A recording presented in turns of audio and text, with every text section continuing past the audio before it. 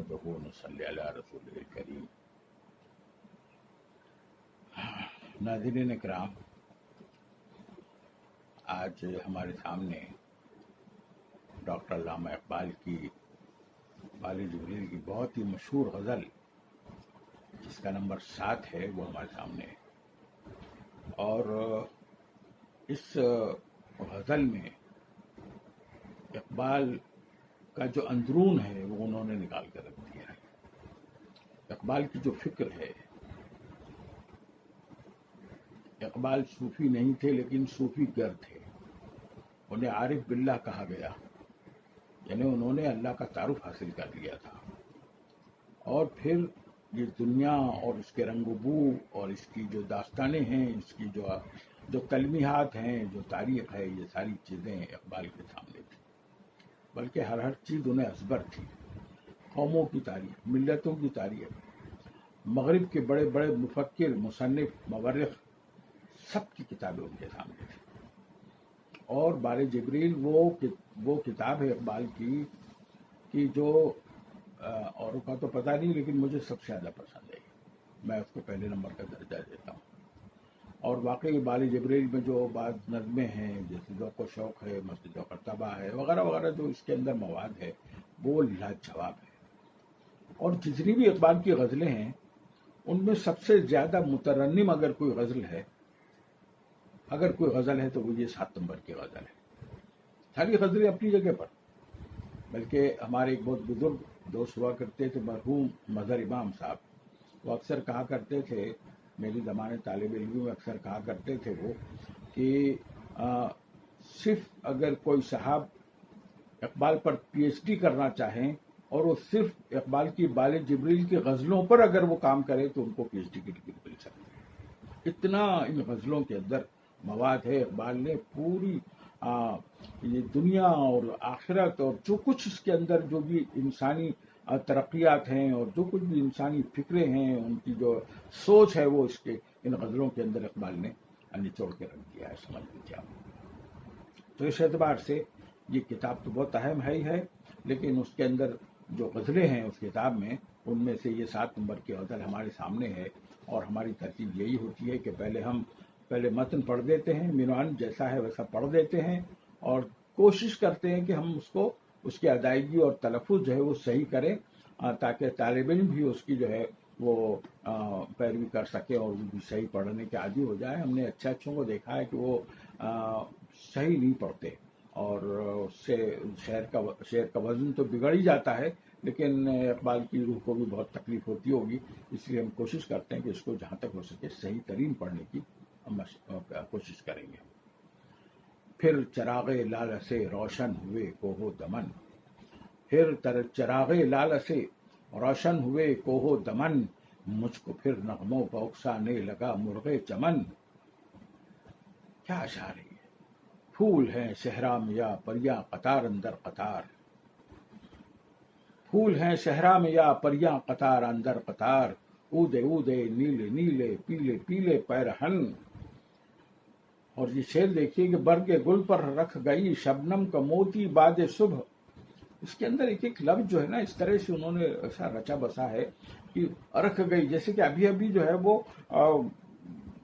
باد صبح جو ہے ابھی اس نے چپکے سے یہ کام کیا، ایسا محسوس ہوتا ہے۔ برگ گل پر رکھ گئی شبنم کا موتی باد صبح، اور چمکاتی ہے اس موتی کو سورج کی کرن۔ یعنی یہ اور جو ہے اس کا خاص ہے، جب تشریح ہوگی تو بتائیں گے۔ اور چمکاتی ہے اس موتی کو سورج کی کرن، حسن بے پرواہ کو اپنی بے نقابی کے لیے، حسن بے پرواہ کو اپنی بے نقابی کے لیے، ہوں اگر شہروں سے بن پیارے تو شہر اچھے کے بن، ہوں اگر شہروں سے بن پیارے تو شہر اچھے کے بن، اپنے من میں ڈوب کر پاجا سراغ زندگی، اپنے من میں ڈوب کر پاجا سراغ زندگی، تو اگر میرا نہیں بنتا نہ بن، تو اگر میرا نہیں بنتا نہ بن، اپنا تو بن۔ من کی دنیا سوز و مستی جذب و عشق، من کی دنیا کوشچن مارک، من کی دنیا سوز و مستی جذب و عشق، تن کی دنیا سود و سودا مکر و فن، تن کی دنیا کوشچن مارک۔ تن کی دنیا سود و سودا، تن کی دنیا سود و سودا مکر و فن، من کی دولت ہاتھ آتی ہے تو پھر جاتی نہیں، من کی دولت ہاتھ آتی ہے تو پھر جاتی نہیں، اور تن کی دولت چھاؤں ہے آتا ہے دھن جاتا ہے دھن، تن کی دولت چھاؤں ہے آتا ہے دھن جاتا ہے دھن، من کی دنیا میں نہ پایا میں نے افرنگی کا راج، من کی دنیا میں نہ پایا میں نے افرنگی کا راج، اور من کی دنیا میں نہ دیکھے میں نے شیخ و برہمن، من کی دنیا میں نہ پایا میں نے افرنگی کا راج، من کی دنیا میں نہ دیکھے میں نے شیخ و برہمن، اور پانی پانی کر گئی مجھ کو قلندر کی یہ بات، پانی پانی کر گئی مجھ کو قلندر کی یہ بات، تو جھکا جب غیر کے آگے نہ من تیرا نہ تن، تو جھکا جب غیر کے آگے نہ من تیرا نہ تن۔ دیکھیے یہ 7 اشعار ہیں، اس میں 9 اشعار ہیں، اور اس میں اقبال نے دین اور دنیا، روح اور جسم، آخرت اور اس تک پہنچنے کی منزلیں، اس کا انہوں نے بہت اچھی طرح سے اس میں وضاحت کی ہے۔ اس میں 2 الفاظ کی تکرار آپ کو آخری اشعار میں تو بہت ملے گی، من اور تن، من اور تن۔ یہ من اور تن، من کیا ہے؟ تن تو سمجھتے ہیں سب کے، جسم جو ہے ہمارا جو وجود ہے، اور اس کو جو بھی روح کا جو آشیانہ ہے، یا روح کا جو قفس ہے، جس کو خاص انداز سے قفس کہہ سکتے ہیں ہم، کہ روح کا جو یہ قفس ہے یہ ہمارا جسم ہے، یہ ہمارا شریر ہے، یہ ہمارا بدن ہے، اور اسی کو ہم عام طور پہ تن کہتے ہیں، اور تن سے مراد یہاں پر تن کی تمام ضروریات آ گئی۔ ظاہر ہے کہ جب کسی کا انتقال ہو جاتا ہے تو پھر اس کو جو ہے نہ اس کو کپڑوں کی ضرورت پیش آتی ہے، نہ اس کے لیے غذا کا انتظام کرنا ہوتا ہے، نہ اس کے لیے پھر آپ کو فیبرکس بازار میں جا کے خریدنے پڑتے ہیں، نہ اس کے لیے ٹیلر اور تراش خراش، وہ ساری چیزیں جو نہ اس کے لیے گاڑیاں، نہ موٹریں، نہ ہوائی جہاز، نہ رزق، نہ اس کے لیے کھانا، نہ اس کے لیے ڈائننگ ٹیبل اور دسترخوان اور انواع اقسام کے پھل، اور یہ ساری لوازمات اب اس کی ضرورت نہیں ہے۔ اس کو بڑے بڑے شہنشاہ مر گئے، وہی ان کی جو چھوٹی سی قبر ہے اس کے اندر ان کو دفن کر دیا گیا، کس نے ان کے کھانے کا انتظام کیا؟ کس نے ان کا مطلب، ان کا جب تن ایک بار نکل گیا تو پھر اب ان کو کسی چیز کی ضرورت پیش نہیں آتی، نہ آئی ہے۔ یہ اور بات ہے کہ کچھ مصری جو ان کی فکر تھی کہ وہ ساری چیزوں کو رکھ دیا کرتے تھے احرام میں، ان کے احرامات جو ہم نے دیکھے ہیں وہ دیکھ کے حیبت ہوتی ہے کہ کیا ان لوگوں کا تصور تھا، اور کیسے انہوں نے جو ہے عجیب عجیب حرکتیں اس کے اندر کی ہیں۔ بہرحال ان کے ہاں یہ تصور تھا کہ اس کو ہر چیز کی ضرورت پیش آتی ہے، اس کو ہیرے جواہرات بھی لگتے ہیں، اس کو آخرت کے سفر کے لیے خرچ کی بھی ضرورت پیش آتی ہے، اور اس کو کھانا پینا جو کچھ بھی ہے سب اس احرام کے اندر رکھ دیا کرتے تھے۔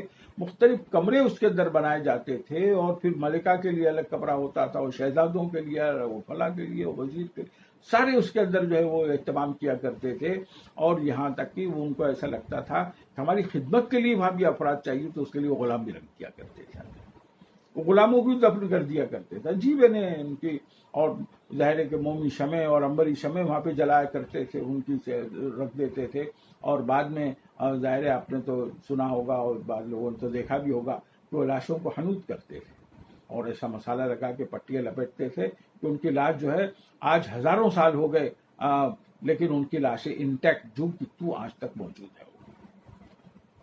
تو یہ ساری چیزیں جو ہے موت کے بعد ان کا حیات کا ایک عجیب تصور تھا، اور اس کو حیات آخرت کی حیات ابدی نہیں مانتے تھے، بلکہ وہ سمجھتے تھے کہ بالکل اسی طرح کی پھر اس کو دوبارہ زندگی پیش آئے۔ یہ ان کی ایک کم فہمی تھی، کم سمجھ کی بات تھی، اور انہوں نے پیغمبرانہ اصولوں کی صحیح پیروی نہیں کی تھی، ان کی تعلیمات کو انہوں نے انگیز نہیں کیا تھا، اس لیے یہ قباحتیں ان کے اندر پیدا ہو گئی تھی۔ لیکن ظاہر ہے کہ اسلامی روایات اور دوسرے مذاہب کے اندر بھی یہ ساری باتیں ہیں۔ آپ نے کہیں نہیں کسی مذہب میں نہیں دیکھا ہوگا کہ کھانے پینے کا اہتمام کر رہے ہیں یا اس کے لیے بہت کچھ بنا رہے ہیں، اور وہ کچھ نہیں، کیونکہ اب جب آپ نے اس کو ایک بار قبر میں ڈال دیا، اب اس کا رزق کیا ہوگا، کیسا ہوگا، نہ ہم اس کے بارے میں سوچ سکتے ہیں، نہ کچھ ہے، وہ اللہ کے حوالے۔ اب اللہ اس کو جس طرح سے چاہے، اور قرآن کے اندر شہداء کے بارے میں جو آتا ہے کہ ان کو رزق بھی ملتا ہے لیکن تم اس کو سمجھ نہیں سکتے، اور جو شہداء ہیں ان کو جو ہے ہم اس کو رزق بھی پہنچاتے ہیں۔ بہرحال وہ جو بھی اس کی شکل ہوگی، ترتیب ہوگی، اس کا علم نہیں۔ لیکن یہاں پر اقبال نے ان اشعار کے اخیر میں تو بہت زیادہ تذکرہ کیا ہے تن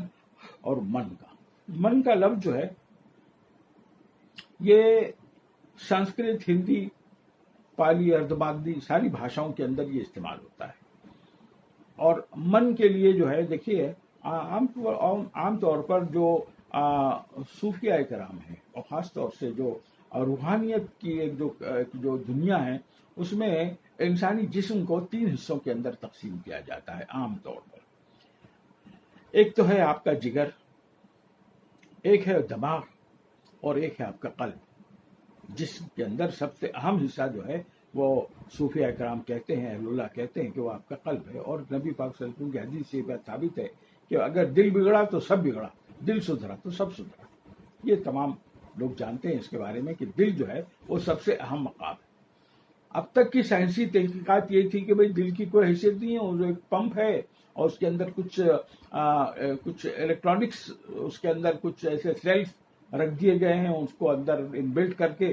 اور بعض جو ڈاکٹرز کہتے ہیں کہ اگر وہ سیلز کو آپ ہاتھ لگائیں تو شاک بھی لگتا ہے. دل کے اندر تو 2 کالے دھبے ہوتے ہیں اور وہی اس کے اندر انوڈ اور کیتھوڈ کا کام کرتا ہے، یعنی نیگیٹو پازیٹو کا کام کرتے ہیں. اور جب وہ کرنٹ چھوڑتا ہے تو دل کھلتا ہے، کرنٹ بند ہوتا ہے تو دل سکڑتا ہے. اس طرح سے لب ڈپ لب ڈپ یہ دل کی دھڑکن کی آواز ہوتی ہے. اور اس کو جو ہے وہ قلب کے اندر، قلب جو ہے وہ انسان کے جسم کا سب سے مضبوط حصہ ہوتا ہے، سب سے مضبوط حصہ ہوتا ہے وہ. کیونکہ پیدائش سے لے کے جب وہ 4 مہینے کا بچہ ماں کے پیٹ میں ہوتا ہے تب سے وہ دل اس کا دھڑکنے لگتا ہے تو آخری سانس تک تمام اعضاء آرام کرتے ہیں، سو جاتے ہیں، آنکھ بند ہو جاتی ہے، کان بند ہو جاتے ہیں. اور جب نیند میں آدمی کو پھر ظاہر کہ کچھ سنائی نہیں دیتا، الا یہ کہ کچھ بہت ہی سینسیٹیو آدمی ہو یا کوئی بڑا دھماکہ ہو تو بات الگ ہے.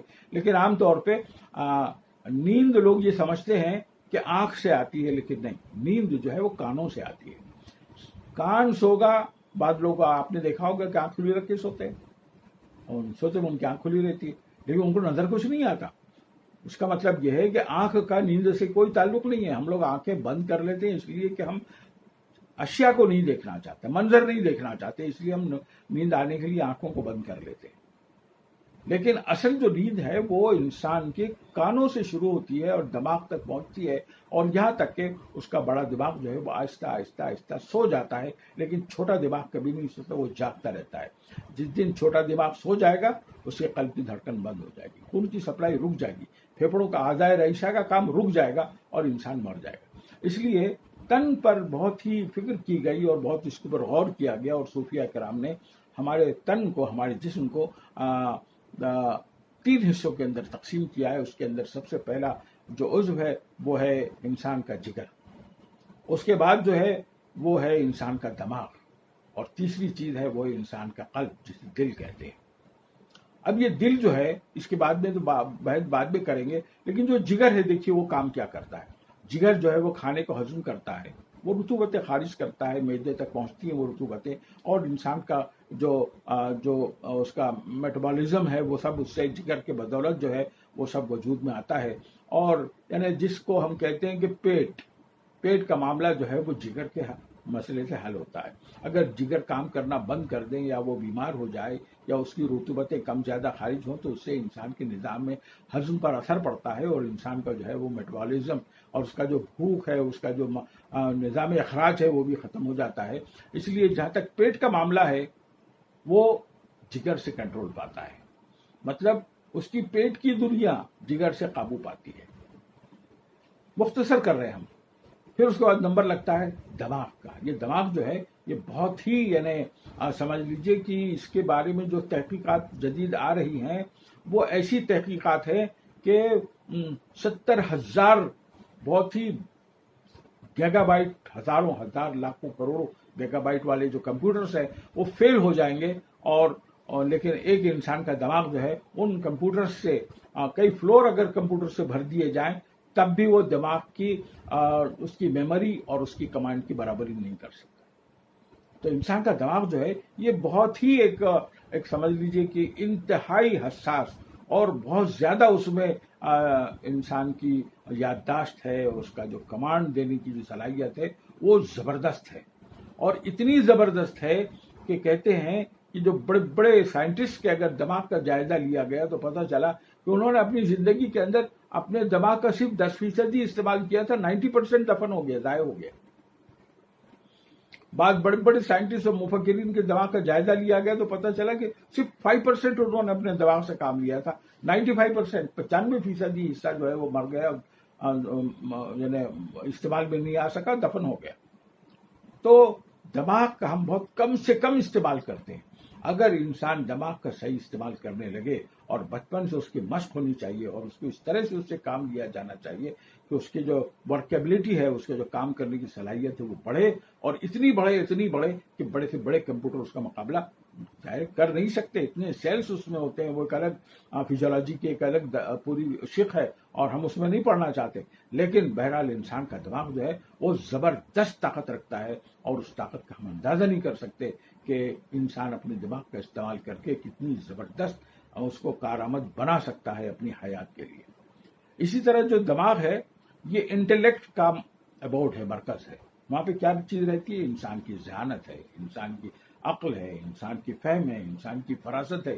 یہ سب چیزیں اس کے دماغ کے اندر محفوظ رہتی ہیں، اور اسی کے ذریعے وہ علم حاصل کرتا ہے، وہ تعلیم حاصل کرتا ہے، وہ علم حاصل کرتا ہے، یہاں تک کہ وہ پھر ان چیزوں کو ریٹین کرتا ہے دماغ. اور ریٹین کرنے کے بعد یعنی ان کو محفوظ کرتا ہے، اور محفوظ کرنے کے بعد سیکنڈ کے 1000ویں حصے میں کون سی چیز کہاں پر ہے اس کو نکال کے انسان کے سامنے پیش کر دیتا ہے، اور انسان اس تجربے کو بروئے کار لا کر اس مسئلے کو حل کر لیتا ہے. دماغ کا کام، دماغ کے اندر جو ہے سمجھ لیجئے کہ وہ علم کا خزانہ ہے.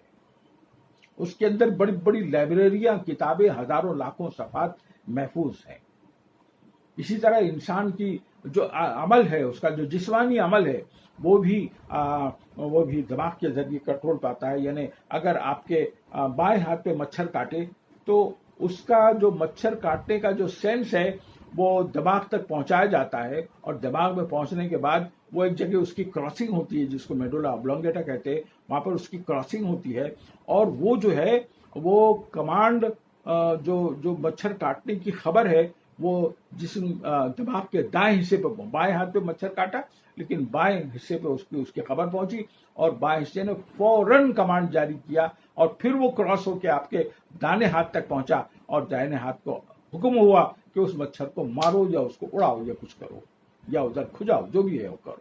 تو اس طرح سے دماغ جو ہے، اور یہ سارا کام جو ہے ایک سیکنڈ کے 1000ویں حصے میں، فریکشن آف اے سیکنڈ جسے کہتے ہیں، اس کے اندر انجام پاتا ہے. جس سے اندازہ کر سکتے ہیں کہ دماغ کتنا زبردست، اس کی جو مشینری ہے، اس کا جو سینسیبلٹی ہے، یا اس کے جو سینسنگ ہے، یا اس کے جو سینسرز ہیں وہ کتنے زبردست چاق و چوبند ہیں، اور وہ دنیا کی کوئی مشین اس کا مقابلہ نہیں کر سکتی. کسی مشین پہ آپ گھن بھی مار دیں تو مشین کو بالکل احساس نہیں ہوگا، اور وہ مشین یا تو ٹوٹ جائے گی یا جیسی ہے ٹیڑھی میڑھی چلتی رہے گی. تو دماغ کا کوئی شے دنیا کی مقابلہ نہیں کر سکتی. دماغ اپنے الٹیمیٹ اس کی جو صلاحیت ہے اس سے انسانی جسم کو اور انسانی کے اعضاء کو اور کنٹرول کرتا ہے، یہاں تک کہ اسی کے ذریعے خبر ملتی ہے کہ بھئی تمہیں پیاس لگی ہے، تمہیں بھوک لگی ہے، تمہیں نیند آ رہی ہے، تم بیمار ہو گئے ہو، تمہیں دوا کی ضرورت ہے. یہ سب کام جو ہے وہ دماغ انجام دیتا ہے. اور دماغ جو ہے وہ بڑا چاق و چوبند اور بہت ہی زیادہ اس کے اندر کام کرنے کی صلاحیت ہے. یہاں تک کہ جو چھوٹا دماغ ہے وہ چھوٹا دماغ 24 گھنٹے جاگتا ہے، اور اس کے اندر سے دل کو دھڑکنے کے لیے کمانڈز نکلتے رہتے ہیں. اس لیے جب پھانسی کی سزا دی جاتی ہے کسی مجرم کو تو خون نہیں بہتا، لیکن ایک سیکنڈ کے اندر وہ آدمی مر جاتا ہے. وجہ اس کی یہ ہوتی ہے کہ دماغ اور جسم کا رشتہ جب گلے میں پھندا پھنسایا جاتا ہے تو انسانی جسم کا بوجھ اس کی گردن پہ پڑتا ہے، اور وہاں سے نکلنے والی جو نس ہے جس کو میڈولا اوبلونگیٹا یا جسے ہم عام طور پر نخاع حرام مغز کہتے ہیں، اس کے اندر جو ہے وہ تناؤ پڑنے سے ٹوٹ جاتی ہے. اور جیسی وہ ٹوٹتی ہے انسان کا جو ہے کمانڈ جو دل کو، اس کے اور جگر کو اور معدے کو جو دماغ سے پہنچ رہے تھے وہ سلسلہ یک لخت رک جاتا ہے، اور اس سے انسان کی موت واقع ہو جاتی ہے. اس کے لیے دماغ جو ہے وہ تو بہت اپنی جگہ پہ اہم ہے، بہت ہی بڑا کام انجام دے رہا ہے. لیکن اس کے بعد جو نمبر لگتا ہے صوفیہ کرام کے وہاں وہ نمبر ہے دل کا. اسی کو قلب کہتے ہیں. قلب کے بارے میں آج کل بڑی تحقیقات چل رہی ہیں، اور سائنسداں اس نتیجے پہ پہنچے ہیں کہ قلب کے اندر سینکڑوں کی تعداد میں، بلکہ وہ تعداد بڑھ کے ہزاروں تک بھی پہنچ سکتی ہے، وہ کہتے ہیں کہ اس کے اندر سینسرز ہیں. اور وہ چیز کو قبل از وقت اس کا آکلن کر لیتے ہیں یا اس کا احساس کر لیتے ہیں. اور قلب جو ہے وہ انسان کو صحیح معنوں میں دماغ کو کنٹرول کرنے والی اگر کوئی شے ہے تو وہ قلب ہے. جگر کے بارے میں ہم نے بتایا کہ وہ انسان کی جو اس کی حیاتیاتی زندگی ہے، اس کی جو بایولوجیکل لائف ہے، اس کو جگر جو ہے وہ کنٹرول کرتا ہے. دماغ جو ہے وہ اعضائے رئیسہ کو کنٹرول کرتا ہے اور انسان کی جس جو حیثیت ہے اس کو پروان چڑھاتا ہے اور وہ بہت کام اس کا ہے. لیکن قلب جو ہے، یہ قلب اصل میں صرف خون کی پمپنگ مشین نہیں ہے، بلکہ اس کے اندر ایسی اس میں کیفیتیں ہیں. اور صوفیہ کرام کہتے ہیں کہ اگر غذا کا مرکز جگر ہے اور ذہانت کا مرکز اگر دماغ ہے، تو روح کا مرکز جو ہے، روح جو رہتی ہے وہ قلب میں رہتی ہے. اور قلب ہی وہ چیزیں ہیں اور جو انسان کے دماغ کو اور جگر کو کنٹرول کرتا ہے. اور جہاں تک کہ ہم رات دن ہمارے محاورے کے طور پہ استعمال کرتے ہیں کہ میرے دل میں بات یہ آئی، میرے دل نے اسے نہیں مانا، میرا دل اس طرف نہیں آیا اور میرے دل نے گواہی نہیں دی. یہ سب باتیں ہم دل اصل میں ہوتا یہی ہے، وہ دماغ سے نہیں ہوتا، وہ دل سے ہوتا ہے. دماغ تو ٹھیک ہے، وہ 2 + 2 4 کر کے بتا دیتا ہے. تو اس کے لیے عشق جو ہے اس کا مقام دل ہے، اس کا مقام قلب ہے، اور جو عقل ہے اس کا مقام جو ہے دماغ ہے. اس لیے اقبال کا یہاں ایک فلسفے کی اس کی شکل یہ بھی ہے کہ وہ جو ہے عقل اور عشق، اس کے اندر ایک ان کے نظمیں بھی ہیں اور بہت ساری باتیں ہیں جو آگے آئیں گی. تو عقل اور عشق اقبال کے بحث کے موضوع ہیں، اور اس کے لیے اقبال کے فلسفے میں ایک خاص مقام ہے عقل اور عشق کا. کود پڑا کیا ہے وہ بے خطر کود پڑا آتش نمرود میں عشق، بے خطر کود پڑا. حضرت ابراہیم علیہ السلام کی طرف اشارہ ہے کہ نمرود نے آگ روشن کی، اس کے اندر انہیں پھینک دیا گیا. بے خطر کود پڑا آتش نمرود میں عشق، عقل ہے محو تماشائے لبے بام ابھی. اور ظاہر ہے کہ اس کی شہزادی جو تھی اور اس کے جو کچھ بھی تھے وہ بحل کی چھت پہ کھڑے ہو کے تماشا دیکھ رہے تھے. مچان بنا دیا گیا تھا اس کے اوپر، یہ تماشا دیکھ رہے تھے کہ اس بھیانک آگ کے اندر حضرت ابراہیم علیہ السلام کا کیا حشر ہوتا ہے. اور وہ دانتوں میں انگلیاں دبائے دیکھ رہے تھے کہ اب کیا ہوگا. لیکن عشق کا کمال یہ ہے کہ وہ ان چیزوں کی، آگوں کی اور سمندروں کی اور لہروں کی اور زلزلوں کی عشق پرواہ نہیں کرتا. وہ بے خطر کود پڑتا ہے. جب تک آپ کے اندر عشق نہ ہو کسی شے کو حاصل، اس وقت تک آپ اس چیز کے اوپر قابو نہیں پا سکتے. عقل کہتی ہے کہ نہیں، عقل تو کہہ رہی تھی موسیٰ علیہ السلام کے سامنے کہ بھئی یہ اژدہا ہے، اگر تو نے اس کو ہاتھ لگایا، چھوا تو بہت غضب ہو جائے گا، نگل جائے گا، تجھے ڈس لے گا. لیکن عقل کا کام تھا اس کو آگاہ کرنا. لیکن عشق کا کام یہ تھا کہ جیسی اللہ تعالیٰ نے حکم دیا کہ پکڑ، ڈر مت، لا تحزن، تو ڈر مت، خوف مت کھا. تو وہاں پر جو اژدہے کو پکڑنے کا جو کام ہوا اور وہ پھنپھناتے ہوئے سانپ کو جب انہوں نے چھوا تو وہ رسی بن گیا، وہ عصا بن گیا. مطلب یہ کہ جو عصا پھینکا تو وہ پھنپھناتا وہ اژدہا بن گیا. حضرت موسیٰ علیہ السلام عقل کہہ رہی تھی کہ بھئی یہ میرے ہاتھ میں جو چھڑی تھی، جو عصا تھا، یہ تو اژدہا بن گیا، اور اللہ تعالیٰ حکم دے رہا ہے کہ اسے پکڑ. عقل کہہ رہی کہ نہیں، بہت خطرناک ہے، مت کر. لیکن اللہ کے کمانڈ کے اندر جو عشق کا جذبہ کار فرما تھا، اس کے اندر ایک ان بلٹ، اس کے اندر بائی ڈیفالٹ اللہ کے حکم کے اندر ایک کیفیت ہوتی ہے. اور انسان وہ جو بائی ڈیفالٹ اس کے اندر جو عشق کی کیفیت ہوتی ہے، ہم اسے نہیں پکڑ پاتے، ہم اسے انگیز نہیں کر پاتے. اس لیے ہم زندگی کے اندر مختلف جگہوں پہ ناکام ہو جاتے ہیں. تو اللہ کے حکم میں جو چیزیں صلاحیتیں جو اس کے اندر عشق کا ایک جذبہ اس کے اندر جو موجزن ہے، موسیٰ علیہ السلام نے تھوڑے دیر کے لیے وہ بت کے ڈرے، ظاہر ہے کہ انسان تھے اور انسانی کیفیت ان کے اوپر وارد ہوئی، طاری ہوئی. لیکن جب اللہ کا حکم کو انہوں نے ماننے کے قلب سے، دل سے اس کا انہوں نے سمجھوتا کر لیا، اقرار کر لیا. اور یہ باتیں بہت لمبی نہیں ہوتی، ایسا نہیں ہوتا کہ اللہ تعالیٰ نے کہا کہ بھئی اژدہا ہے، پکڑ، میں کہتا ہوں کہ اس کو پکڑ اور ڈر مت، یہ کچھ نہیں کرے گا تجھے. تو اس کے لیے انہوں نے کوئی کمیٹی نہیں بلائی، اس کے لیے کوئی سوچنے کے لیے انہوں نے وقت نہیں مانگا اللہ سے. حالانکہ مانگ سکتے تھے. اللہ تعالیٰ سوچنے کا موقع دے، میں 2 رکعت نماز پڑھوں گا، میں دعا مانگوں گا، میں کچھ کروں گا تھوڑا. اللہ دے سکتا تھا موقع، لیکن نہیں. وہاں تو ایمرجنسی تھی نا، تو ایمرجنسی میں اللہ کا حکم ہی کام آتا ہے انسان کے. اور ان کو جیسی ان کے قلب کے اوپر یہ بات ہوئی، یہ واردات ہوئی کہ اس کو پکڑ اور ڈر مت، اور انہوں نے چھپ کے اس اژدہے کو جب پکڑا تو دوبارہ عصا بن گیا. اور وہ پھر ان کے ہاتھ آ گیا. اسی طرح وہ جو رسیاں انہوں نے جو ڈالی تھی وہ سب اژدہے بن گئے فرعون کے دربار میں جادوگروں نے. لیکن جیسے ہی انہوں نے اپنا عصا پھینکا وہ سارے اژدہے وہ سب غائب ہو گئے اور آنن فانن پتہ چلا کہ یہ نظر کا دھوکہ تھا اور یہ جادوگریوں کا کرتب تھا. تو اس کے لیے انسان کی جو واردات ہے، انسان کی جو دنیوی زندگی ہے، اس میں عقل کے بعد سب سے بڑا اونچا درجہ جو ہے وہ عشق کا ہے. اور اقبال اسی کی طرف اس کی پوری شاعری جو ہے وہ عشق کی گردان ہے. اس کی پوری شاعری جو ہے وہ انسان کو عقل سے بے بہرا نہیں کرتی، لیکن اس کے ساتھ جو طاقت چسپاں ہوتی ہے وہ عشق کی طاقت ہے. اور اقبال اپنے پورے کلام کے اندر انسان کو پوری طاقت اور قوت کے ساتھ عشق کی بات کرتے ہیں، عمل کرنے کے لیے کہتے ہیں. اور عشق جو ہے وہ ظاہر ہے کہ مجاز نہیں ہے، وہ حقیقت ہے. عقل جو ہے وہ مجاز ہے، لیکن عشق جو ہے وہ حقیقت ہے. اقبال کے پورے کلام میں یہ جو جذبہ ہے عشق کا یہ موجزن ہے. اس کی جیسی ہم آگے بڑھیں گے تفصیلات آئیں گی آپ کے سامنے. اس لیے میں بار بار یہ کہتا ہوں جملہ کہ دنیا کے اندر ایک بعض کتابیں ایسی ہیں، بعض قرآن ایسے ہیں جن کو بغیر وضو کے چھوا جا سکتا ہے، تو وہ اس میں ایک ہے اقبال کا کلام.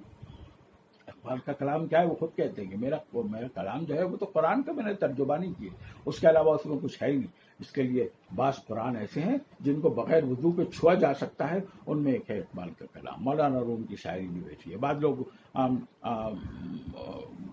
حافظ شیرازی کے بارے میں بھی وہی کہتے ہیں کہ ان کا جو دیوان ہے وہ بھی قرآن کی ترجمانی ہے. بہرحال یہ تو بہت الگ بحثیں ہیں، یہ خالص علمی بحثیں ہیں، اس کو بعد میں ہم کبھی دیکھیں گے. لیکن یہاں پر اس غزل میں، اور یہ ایک مسلسل ایسی غزل ہے کہ جس میں ایک ہی موضوع کو وہاں پر انہوں نے اقبال نے اس کو برتا ہے اور اس کو اختیار کیا ہے. دیکھیے ہم چیز یہاں پہ ایک شعر لے کے اقبال کی اس فکر کا تجزیہ کرتے ہیں، ترجمانی کرنے کی کوشش کرتے ہیں. ہم دعویٰ نہیں کرتے کسی چیز کا، لیکن بہرحال ہیں یہ باتیں. پھر چراغ لالہ سے روشن ہوئے کوہ دمن. کیا بات ہے! چراغ لالہ جو ہے یہ پھول ہوتا ہے، اور وہ پھول ایسا ہوتا ہے بالکل سرخ رنگ کا پیالے کی طرح، اور ایسا معلوم پڑتا ہے کہ ایک پیالہ ہے باغ میں لگا ہوا، یہ پیالے ہیں اور ان کے اندر خون بھرا ہوا ہے، خون جگر کی آمیزش اس میں ہوتی ہے. اقبال کو لالے کا پھول بہت پسند ہے، کیونکہ وہ صرف سرخ رنگ کا نہیں ہے بلکہ لہو رنگ ہے. لالے کا پھول اقبال کو اتنا پسند ہے کہ بار بار اپنی شاعری کے اندر لالے کا ذکر کرتے ہیں اور کہتے ہیں کہ یہ جو ہے خون سے بھرے. اقبال جسم میں خون کو جسم میں رکھنا نہیں چاہتے، بلکہ وہ چاہتے ہیں کہ خون اچھلے ابلے اور باہر آئے. وہ مرتبہ شہادت کو اسی لیے پسند کرتے ہیں کہ اس کے اندر خون جو ہے وہ جسم کا غلام بن کے نہیں رہتا، بلکہ وہ ایک نئے آفاقی نظام کو ترتیب دینے کے کام آتا ہے. تو اس لیے لالے کا پھول جو ہے اقبال کو بہت پسند ہے. تمام پھولوں میں اقبال کو اگر کوئی پھول سب سے زیادہ پسند ہے، اور اس میں لالے کا پھول جو ہے اقبال کو بہت پسند ہے. اس لیے یہاں پر وہ دوبارہ اس کا جیسے کہ اعادہ ہو رہا ہے. پھر چراغ لالہ سے روشن ہوئے کوہ دمن، مجھ کو پھر نغموں پہ اکسانے لگا مرغ چمن. اب جو روشن ہونا، یہاں پر لالے کے پھول کو انہوں نے چراغ کہا ہے، صرف ایک پیالہ نہیں کہا، بلکہ یہاں پر لالے کے پھول کو انہوں نے چراغ کہا ہے. تو پھر چراغ لالہ سے روشن ہوئے کوہ دمن. لالے کا پھول جو ہے وہ یہاں پر انہوں نے کہا کہ باغ میں اندھیرا ہے، اگر لالے کا پھول نہیں ہے تو کچھ نہیں ہے باغ کے اندر، اندھیرا ہے. کہہ رہے ہیں کہ پھر باہر آئی ہے، اور اس کے لالے کے چراغوں سے یہ باغ جو ہے سرسب و شاداب ہو گیا. اس کا پھول جو ہے وہ چراغ کی طرح، چراغ بھی ظاہر ہے کہ اس کے اندر سے جو روشنی نکلتی ہے وہ بھی سرخ سے ہوتی ہے. اس لیے اقبال نے لالے کے پھول کو تشبیہ نہیں بلکہ استعارہ ہے، یہ بہت عمدہ استعارہ ہے کہ لالے کے پھول کو انہوں نے چراغ کہہ دیا بالکل ڈائریکٹ. تو پھر چراغ لالہ سے روشن ہوئے کوہ دمن. کوہ کا مطلب پہاڑ اور دمن کا مطلب پہاڑ کا دامن جو اتار ہوتا ہے، ڈھلائی جسے کہتے ہیں. کہ پھر چراغ لالہ سے روشن ہوئے کوہ دمن، اور مجھ کو پھر نغموں پہ اکسانے لگا مرغ چمن. کیا بات ہے! تو کوہ یعنی پہاڑوں کے اوپر جو سبزہ اگا، اس کے اندر لالے کے پھول کے بڑے بڑے ڈھیلے ہوئے، اور وہ اقبال کہہ رہے ہیں کہ پہاڑ اور پہاڑ کا دامن اور اس کی ترائی اور اس کا جو بھی خوبصورت حسین منظر ہوتا ہے. دیکھیے اقبال نے اپنی شاعری کے اندر پہاڑوں کا بڑا ذکر کیا ہے. پھر چاہے وہ کوہ طور ہو یا جبل رحمت، جہاں پر بھی اقبال نے جو پہاڑوں کا ذکر کیا، بڑے یہاں تک کہ تہامہ اور حجاز کے پہاڑ، اور وہ جو ذوق و شوق کے اندر جب ہم بتائیں گے تو بہت ساری باتیں اس کے اندر آئیں گی کہ پہاڑوں کا بڑا ذکر کیا ہے. حضرت عیسیٰ علیہ السلام کا ذکر بھی اسی انداز سے کیا ہے. وہ فاران کی چوٹیاں اور وہ طور کے پہاڑ اور وہ پھر یہاں پہ حجاز مقدس کی جو پہاڑیاں ہیں اس کے بارے میں بھی اقبال کی بڑی، یعنی ان کی پہاڑوں سے اقبال کی، جیسے انبیاء کرام کو پہاڑوں سے مناسبت ہوتی ہے، بالکل اسی طرح اقبال کو بھی پہاڑوں سے بڑی مناسبت ہے. انہوں نے اپنی شاعری کے اندر بار بار پہاڑوں کا ذکر کر کے، چاہے وہ ہمالیہ نظم ہو یا اور کوئی چیزیں ہوں، اس کے اندر اقبال نے پہاڑوں کا بہت ذکر کیا ہے. اور اقبال جو ہے وہ پہاڑوں کی یعنی بلندی سے، ان کی مضبوطی سے، ان کی صلابت سے، ان کی عظمت سے اپنی شاعری کو مضبوطی بخشنا چاہتے ہیں. اس کے لیے یہاں پر بھی انہوں نے پہاڑ کا ذکر کیا کہ پھر چراغ لال سے روشن ہوئے کوہ دمن. اور آگے کا مصرع ہے، مجھ کو پھر نغموں. اب یہ دو بار پھر کا یہاں جو بڑا مقام ہے کہ میں تو نغمے الاپتا رہتا ہوں اور میں تو اسی فکر میں رہتا ہوں کہ مجھے نغموں کا موقع کب ملے، لیکن اس نغمے کے لیے بہار بھی تو چاہیے نا. بہار نہیں ہوگی تو میں کیا نغمے گاؤں گا؟ تو بہار جب آئے گی تو میں پھر نغمہ سرائی شروع کر دوں گا. تو یہاں پہ پھر کا جو لفظ ہے اس کا مطلب یہ ہے کہ اقبال جب تک بہار رخصت ہو چکی تھی تو منتظر تھے بہار کے آنے کے. اب جب انہوں نے دیکھا کہ بہار آ گئی ہے اور پھر وہ گل و گلزار ہو گیا پورا پہاڑ، اس کا دامن اور سارے جل تھل بھر گئے ہیں پھولوں سے، تو اب جو ہے مرغ چمن مجھ کو نغموں پہ اکسانے لگا. یا مرغ سے مطلب پرندے ہیں، نہ مرغ سے مطلب وہ مرغ نہیں ہے جو پلیٹ میں آتا ہے. مرغ سے مطلب جب بھی شاعری میں کسی کے کلام میں مرغ کا لفظ ملے، اور خاص طور سے اقبال کے لیے، تو وہ تو شاہین کو بھی مرغ کہتے ہیں. تو یہاں پہ ہماری کوتا بینی ہے، کیونکہ ہم لوگ عام طور پہ جگر کے پروردہ ہیں، تو اس کے لیے سارا دھیان جو ہے وہ کھانے پینے کی طرف جاتا ہے. لیکن یہاں پہ مرغ سے مطلب ہوتا ہے باغ میں چہکنے والے پرندے. جتنے بھی پرندے ہیں اقبال انہیں مرغ سے مخاطب کرتے ہیں. تو پھر چراغ لال سے روشن ہوئے کوہ دمن، مجھ کو پھر اب دوبارہ میں کر رہا ہوں، کیونکہ مرغ جو ہے وہ آشیانوں میں سے باہر نکل آئے ہیں، طیور جو ہے وہ باہر نکل آئے ہیں اور وہ چہک رہے ہیں اور وہ بول رہے ہیں. اس کے لیے اقبال بھی چاہتے ہیں کہ وہ بھی نغمہ سرا ہوں اور وہ نغمے لگانا آواز لگانا شروع کرتے ہیں. مجھ کو پھر نغموں کو اکسانے لگا مرغ پھول ہیں. کیا شعر ہے! پھول ہے صحرا میں یا پریاں قطار اندر قطار. کیا بحر ہے آپ دیکھیے اس کی. پھول ہیں صحرا میں یا پریاں قطار اندر قطار، اودے اودے نیلے نیلے پیلے پیلے پیرہن. جو طلوع اسلام اس میں جو ساقی نامہ کا جو ابتدائی اشعار ہے نا، وہ بھی تقریباً اسی طرح کا ہے. ہوا خیمہ زن کاروانے بہار، ارم بن گیا دامنے کوہسار. اور اس طرح سے آگے ہے وہ جو ہے کوہستا اچھلتی ہوئی اٹکتی لچکتی پھسلتی ہوئی اچھلتی پھسلتی سنبھرتی ہوئی بڑے پیش کاکر میں. وہ جو اس کی ساقی نامہ کے جو ابتدائی اشعار ہیں، جیسے ایک مثنوی کا جو انداز ہوتا ہے لکھنے کا، بالکل اسی طرح سے ہے وہ. تو وہاں پر بھی اقبال نے پھولوں کا اور اس کے پھولوں کے تختوں کا، اور فارسی شاعری کے اندر تو غضب کیا ہے اس میں اقبال نے کہ پھولوں کے تختوں کا ذکر ہے. تو بہار جو ہے وہ آتی ہے تو پھول کھلتے ہیں، اور اس کا انہوں نے ذکر کیا ہے. ایسا معلوم پڑتا ہے کہ کوئی ایک بہت زبردست ویڈیو کیمرہ لے کے اقبال چل رہے. پھول ہے صحرا میں یا پریاں قطار اندر قطار. قطار اندر قطار میں انہوں نے جو اس کی جو وپولتا ہے، اس کی جو فراوانی ہے، اس کی جو بھرمار ہے، اس کی طرف سے قطار اندر قطار. یہ کہنا آسان نہیں ہے. کسی اردو شاعری میں آپ کو اس طرح کی کیفیت نہیں ملے گی کہ الفاظ کا وہ جو تناسب اور اس کا برتاؤ جو ہے اقبال کے ہاں، وہ آپ کو بہت ہی ریئرسٹ آف ریئر ہے یہ. تو پھول ہیں صحرا میں یا پریاں قطار اندر قطار. بالکل ایسا معلوم پڑتا ہے کہ پریوں کے پرے لگے ہیں، قطار باندھے کھڑی ہیں، ساری پریاں زمین پر اتر آئی ہیں. تو پھولوں کو انہوں نے پریاں کہہ دیا، یہاں پہ وہاں لالے کو چراغ کہہ دیا. تو یہ سب جو ہے اقبال کے جو اشتہارات ہیں یہ بڑے ہی بہت غضب کے ہیں. تو پھول ہیں صحرا میں یا پریاں. اب ان کی پھولوں کا تجزیہ کر رہے ہیں. وہ کیسے ہیں یہ پھول؟ اودے اودے نیلے نیلے پیلے پیلے پیرہن. یعنی اودے رنگ کے پھول ہیں، پیلے رنگ کے پھول ہیں، نیلے رنگ کے پھول ہیں. پھولوں کی جو انہوں نے جس طرح سے اس کی منظر کشی کی ہے، جس طرح سے باغ کا اور موسم بہار کی آمد کا جس طرح سے محاکمہ کیا ہے، وہ اپنے آپ میں بے نظیر ہے.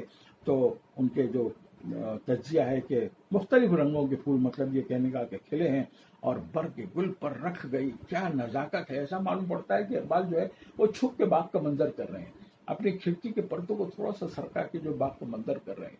और वो कहते हैं कि चुपके से, जैसे ऐसा पता चलता है कि बाद सुबह चुपके से आई है, सबसे आंखें बचाती हुई, और चुपके से बाग के अंदर दाखिल हुई है। बाद सुबह, सुबह की चलने वाली ठंडी हवा ये जब बाग में दाखिल हुई तो चुपके से उसने बर्ग गुल पर रख गई शबनम का मोती। शबनम को मोती कहा है, ये फिर इस्तेआरा इसके अंदर आया है, तशबीह नहीं है। यानी शबनम का कतरा मोती जैसा वैसा ऐसा ऐसे कुछ नहीं, डायरेक्ट उसको ये तो झटका है ना शायरी का। इसी को तो वो शायरी की कैफियत, बड़ी शायरी का कमाल ये होता है कि वो कारी को बहुत ज्यादा इंतजार नहीं करवाती, बड़ी शायरी फौरन उसके नतीजे पे पहुंचा देती है। बड़ी शायरी का कमाल ये है। शायरी के बारे में तो बहुत कुछ कहना है, वो बाद में कहेंगे जैसे जैसे वक्त आएगा, लेकिन बड़ी शायरी का कमाल ये होता है कि वो कारी को फौरन नतीजे पे पहुंचा देती है। और बर्ग गुल पर रख गई शबनम का मोती बाद सुबह। यहाँ बर्ग से मतलब जो है पत्ती है, यानी फूल की पत्ती। पत्तियां बहुत होती है, हर एक को बर्ग कहा जा सकता है, कहते भी हैं, लेकिन यहाँ पर फूल की पत्ती यानी फूल की पंखड़ी, यहाँ पर उसका मतलब होता है कि फूल, उसके जो बीटल है, उसका जो छोटा सा जो फूल के अंदर जो मुख्तलिफ पंखड़ियां होती हैं, उसके ऊपर चुपके से शबनम का मोती बाद सुबह रख कर चली गई। बर्ग गुल पर रख गई शबनम का मोती बाद सुबह और चमका। या और जो है ना, ये भी बड़ा अजीब है यहाँ पे, ये और का इस्तेमाल।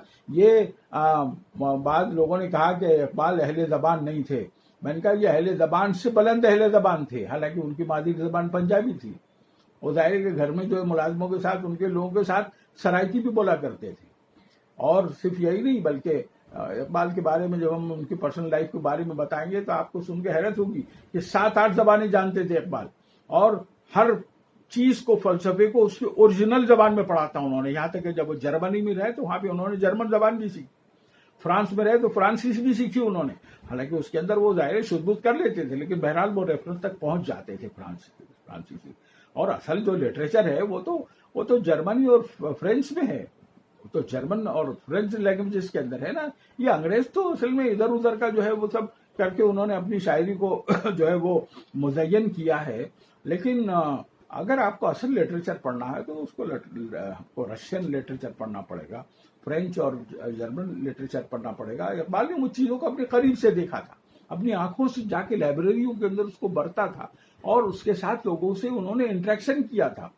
जाहिर है कि वो जब बर्गशाह से मिले और नेक्से के बारे में उनके जो वो ख्यालात हैं, ये कोई ऐसी चीज नहीं है कि वो सिर्फ सुनी सुनाई बातों पे उन्होंने जो है वो कुछ अपने महात्मा जाहिर कर दिया, नहीं, उन्होंने ओरिजिनल चीजों को पढ़ा था। इसी तरह उन्होंने वो संस्कृत से भी वाकिफ थे, और संस्कृत उन्होंने सीखी थी अपने कलीग से, स्वामी राम तीर्थ जिसे हम कहते हैं, स्वामी राम तीर्थ जिनको हम तीर्थ पढ़ते हैं, स्वामी राम तीर्थ जो उनके कलीग थे, मैथमेटिक्स के प्रोफेसर थे उन्हीं के कॉलेज में, उनसे उन्होंने डायरेक्ट जो है वो संस्कृत पढ़ी थी, समझी थी, सीखी थी, और उसी के जरिए उन्होंने गीता और उपनिषद और जमाने की जो कदीम हमारी, जिनको हम कदीम किताबें कहते हैं, और जिनको कुरान करीम में ज़ुबुरुल अव्वलीन कहा गया है, बाद लोगों ने उसका ये किया है कि तफसीर में बयान किया कि ये पुरानी कदीम किताबें हैं, जो वेद हैं और उपनिषद हैं, और जो इस तरह की जो पुरानी पौराणिक कथाएं जिसे हम कहते हैं, कि वो ज़ुबुरुल अव्वलीन में उन्हीं का शुमार होता है। तो इकबाल ने उन चीज़ों को ओरिजिनल जबान में पढ़ा था। इसके लिए बड़ी शायरी का कमाल यह है कि ये अल्फाज इसके सामने ना गुलाम की तरह खड़े होते हैं। अब देखिए, और चमकाती हो भाई, और फिर मैं गया, और फिर ये हुआ, और फिर ये इस तरह ने कहा, और नहीं है ये और का मतलब है इजाफी है, उसके अंदर इजाफत की है, और चमकाती है उस मोती को, और चमकाती है, ठीक है, और पहले भी चमकाया था, अभी चमका, ये मतलब नहीं है उसका वहां पे, और चमकाती है, यानी बर्ग गुल पर चुपके से जो शबनम का मोती सुबह की हवा रख के चली गई थी, अब उस शबनम के मोती को अब सूरज आया है। चूंकि जो तो काम उसने रात के अंधेरे में किया था ना, ये तो बिल्कुल तहज्जुद के वक्त उसने जो है काम किया था, उसको मोती रखने का बर्ग गुल पर, लेकिन जब सूरज की किरण नमूदार हुई तो पता चला कि वो मोती का, वो जो शबनम का कतरा था वो मोती बन गया, और वो और चमकाती है, मजीद चमका, या और जो है मजीद के मानों में है, एक्स्ट्राऑर्डिनरी के मानों में यहाँ पर है कि जब उसके ऊपर सूरज की पहली किरण पड़ी तो कसे दानत के महरे आलम ताब मीर अक्सद के मील अर्जद वाला मामला है यहाँ पे। तो जो मोती की जो शबनम का कतरा है वो और मोती की तरह मजीद उसके अंदर इजाफा हो गया और वो चमकने लगा। और हुस्न, अब देखिए यहाँ पे किस तरह से वो जहन को मुंतकिल करते हैं कि फिर वो जो उन्होंने मंजर कशी की है, बिल्कुल बिल्कुल कसीदा जिस तरह से कहा जाता है, उसके अंदर जिस तरह से तशबीह होती है और फिर उसके तरफ से गुरेज होता है और फिर उसके असल मदह की तरफ शायर आता है, बिल्कुल वही कैफियत यहाँ पर है। क्या इकबाल का कलाम है कि गजल के अंदर उसने मसनवी रख दी, गजल के अंदर उसने कसीदा पिरो दिया, गजल के अंदर उसने बड़ी बड़ी महाकाती फिक्रें रख दी। ये इकबाल का कलाम है और किसी शायर के यहाँ आपको ये कैफियतें नहीं मिलेंगी। अब यहाँ पर वो कहता है कि अब वो आहिस्ता से लेकर आ रहा है आपको दुनियादारी की तरफ। हुस्न बेपरवाह को अपनी बेनकाबी के लिए, हुस्न क्या हुस्न के लिए लफ्ज इस्तेमाल किया है, हुस्न बेपरवाह को अपनी बेनकाबी के लिए हो अगर शहरों से बन प्यारे तो शहर अच्छे के बन। ओह, यहाँ पे दो तजिए की है। बन के अंदर आजादी है, बन में बेराह रवि है, बन मतलब जंगल, जंगल के अंदर एक जुनूनी कैफियत है। और मजनू के ऊपर जब दौरा पड़ा तो वो जंगल ही निकल गया। रेगिस्तान को भी जंगल कहा जाता है, बाद मरतबा वो बियाबान को भी जंगल कहा जाता है। तो हुस्न बेपरवाह को अपनी बेनकाबी के लिए हूँ अगर शहरों से बन प्यारे तो शहर अच्छे के बन। ओह, यहाँ पर बनों की तारीफ की गई है, इस अंदाज से की गई है कि भाई ये बन इसलिए अजीज है मुझे, इसलिए इनकी अजमत है, इसलिए इनकी कैफियत है कि यहाँ पर हुस्न जो है बेपरवाह हो जाता है। वो लगे बदे उसूलों के अंदर जकड़ के नहीं रहता। वहां पर जो बाग होता है वहां पे माली का हुक्म चलता है। जो बाग होता है वो कोई बेरहरा होने की नहीं देता, किसी पौधे को कहीं भी किसी भी पेड़ को उगने नहीं देता। बाग का माली उसको पाबंद रखता है, अपने कमांड के अंदर रखता है। और जरा भी कोई पौधा, चाहे वो फलदार दरख्त हो चाहे फूलदार दरख्त हो, वो बेपरवाह होने की इजाजत नहीं देता, बल्कि उसको फौरन तराश देता है, खराश देता है और फिर उसको बढ़ने नहीं देता, फैलने नहीं देता। और हुस्न चाहता है कि बेपरवाह हो के बहके लचके महके, लेकिन बाग के अंदर इसकी इजाजत नहीं होती, क्योंकि वहां पे माली का जो पहरा है वो मुसल्लत है उसके ऊपर। इसलिए इकबाल चूंकि एक तरह का एक जुनूनी कैफियत में वो निकल जाना चाहते हैं, दुनिया माफिया से बेखबर होके वो निकल जाना चाहते हैं। इसके लिए उनके लिए तो बन से बेहतर कोई जगह नहीं है। और वो जिस तरह से उनकी शायरी है, अगर वो कहीं सही मानों में परवान चढ़ी है तो इकबाल के अंदर असल में कई फिक्रें एक साथ वाबस्ता हो गई है। जाहिर है कि वो रावी के किनारे रहे, बसे पले बड़े, सब कुछ हुआ। उन्होंने दरियाई सिंध को भी देखा, दरियाई नील को भी देखा और उन्होंने सारी दरियाओं को देखा। लेकिन बहुत कम लोग ये बात जानते हैं कि इकबाल की जो हुस्न की जो अफजाइश की, हुस्न की जो कीमत, मैं उसको हुस्न परस्ती नहीं करूंगा बल्कि हुस्न की कदर कीमत में जो इजाफा हुआ है वो उनके यूरोप के सफर की वजह से भी हुआ है। और उन्होंने बहुत कम उम्री में 1905 में पहली मरतबा इंग्लिस्तान गए और फिर उन्होंने वहां पे दायरे की जर्मनी और फ्रांस को और सारी चीजों को और मुसोलिनी और ये सब इटली को अपने बहुत करीब से उन्होंने देखा। तो वो जो 3 साल के अरसे बल्कि 4 साल के करीब होता है वो, और जब वो यूरोप गए तो वहां पे उनकी हुस्न की बालिगी जो है वो बहुत बहुत ऊंची सतह पे पहुंची। और उन्होंने जब एल्प्स देखे, वहां के बुलंद बाला पहाड़ देखे, मुझे नहीं पता कि वो स्विट्जरलैंड गए या नहीं गए, शायद नहीं गए इकबाल, लेकिन अरे इकबाल अपने शेर में जब ये कहते हैं कि वो जो उनका जो बहुत मशहूर शेर है कि अफरंग का हर करी फिरदौस जो तेरा है किसी ने नहीं देखा। आहा, क्या शेर, खुदा से डायरेक्ट जो मुखातबत कर रहे हैं। अरे कहाँ हमने देखा, फिरदौस जो तेरा है किसी ने नहीं देखा, अफरंग का हर करिया है फिरदौस की मानंद। क्या बात है, अपने भी खफा मुझसे बेगानी भी ना कुछ, मैं जहर हलाल को एक अलग कैफियत के बाद में उसको लेंगे। लेकिन इकबाल की जो हुस्न की जो परवरिश उन्होंने की है, परस्ती नहीं कहूंगा, मैं बार बार कह रहा हूं कि हुस्न परस नहीं थे इकबाल, लेकिन हुस्न को अंगेज करते थे, समझते थे, फहम थी, इदराक था। और वो कहते थे कि अगर इस पे हकीकत तक पहुंचना है तो इसके मजाजी उसकी पहली सीढ़ी है। चुनांचे इकबाल के यहाँ जो हुस्न है वो बड़ी ही बलीग अंदाज से परवान चढ़ा है। और उसके अंदर यूरोप के जो मरग़ज़ार हैं, यूरोप के जो पहाड़ हैं, वहाँ की जो हुस्न है और वहाँ के क़रियात जो हैं, तो इसके उनको देखकर इकबाल का जो है वो आज भी आप चले जाएं वो ہائڈلبرگ چلے جائیں جہاں پہ بیٹھ کے جس کے کنارے انہوں نے نظم کہی ہے وادی کے نما فروش خاموش کو سار کے سب پوش خاموش کی طرح بے ہوش ہو گئی ہے. یعنی دریا لیزر کے کنارے انہوں نے جو نظمیں کہی ہیں جو کچھ بھی ان کی شاعری ہے اس کے اندر بڑا حصہ جو ہے ان کے یورپ میں رہنے کی وجہ سے وہ پختہ ہوا ہے. نہ صرف یہ کہ لائبریریوں کے ذریعے، نہ صرف یہ کہ مطالعے کے ذریعے، نہ صرف یہ کہ پروفیسری کے ذریعے، نہ صرف یہ کہ ایک ریسرچ کے اعلیٰ ترین طالب علم ہونے کی وجہ سے ان کا یہ جو حسن کا نظریہ ہے وہ پروان نہیں چڑھا، بلکہ انہوں نے فزیکلی اس کو دیکھا ہے، محسوس کیا ہے، اپنی شاعری کے اندر بھی اس کو وہ لائے ہیں. اب یہاں پر بھی انہوں نے جو ہے ظاہر ہے بات بہت پتے کی کہی ہے کہ حسن بے پرواہ کو اپنی بے نقابی کے لیے انسانوں کیا سمجھتے ہو تم یہ شہروں کی پابندیوں کے اندر رہ کے تم یہاں پہ حسن تلاش کرو گے، تم حسین بننا چاہو گے؟ نو ناٹ پاسبل، یہ ہو نہیں سکتا کسی صورت میں. تو حسن بے پرواہ کو اپنی بے نقابی کے لیے ہوں اگر شہروں سے بن پیارے تو شہر اچھے کے بن کیا روانی ہے. تو انہوں نے یہاں پہ کمپیریزن کیا ہے شہروں کا اور بنوں کا، اور بن جو ہے اس کو انہوں نے فضیلت دی ہے کہ وہاں پر انسان جو ہے وہ اس کا حسن جو ہے دوبالا ہو جاتا ہے، وہ بے نقاب ہو جاتا ہے، اور وہاں پر اس کو اقبال کو رہنا پسند ہے. اور اگلے شعر کے اندر پھر جو لائے ہیں وہ اب یہاں پر من کا معاملہ شروع ہوتا ہے. اپنے من میں ڈوب کر پا جا سراغ زندگی، تو اگر میرا نہیں بنتا نہ بن اپنا تو بن.